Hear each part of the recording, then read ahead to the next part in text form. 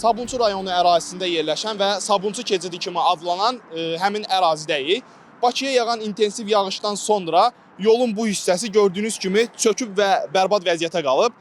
Lakin Bakıya yağan yağışların üzərindən bir müddət keçməsinə baxmayaraq, yolun hələ də bu vəziyyətdə olması sürücülərin gündəlik gediş-gəlişində ciddi problem yaradır.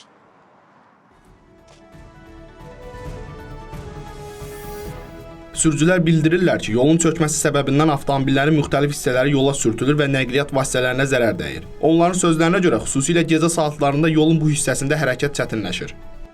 Bu yol demək olar ki, bu yağış yağandan sonra biabırala düşüb, baxmırlar. İrəlidəki yollar da elə, qazıntılar eləyirlər, ya sular köhnə kabellə su turbaları gedir. O turbaların əsasında partlayır, yollar darmadağın olur, yenə də fikir vermirlər, baxmırlar. Bildiyimiz dərəcədə biabırsılıqdır. Maşınlar da maneə yaradır.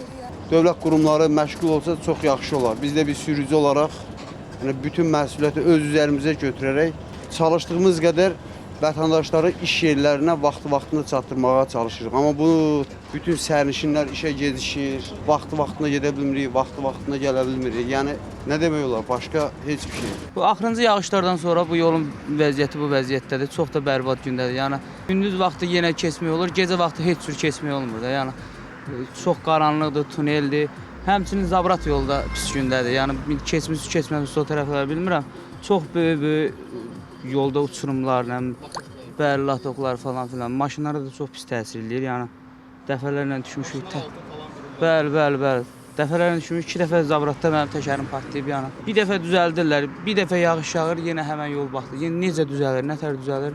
Çox maraqlıdır. Bir həftədən çoxdur, bir 10 gündür. Gəlmişdilər, indi nəsə fikirləşdilər, orayı düzəltdilər. İndi bura qalıb, bunu da düzəldərlər. Araşdırmamız zamanı məlum oldu ki, sözgedən avtomobil yolu Azərbaycan Dövlət Dəmir Yollarının balansındadır. Məsələ ilə bağlı quruma sorğu ünvanladıq. Bildirildi ki, yol yaxın müddətdə təmir olunacaq.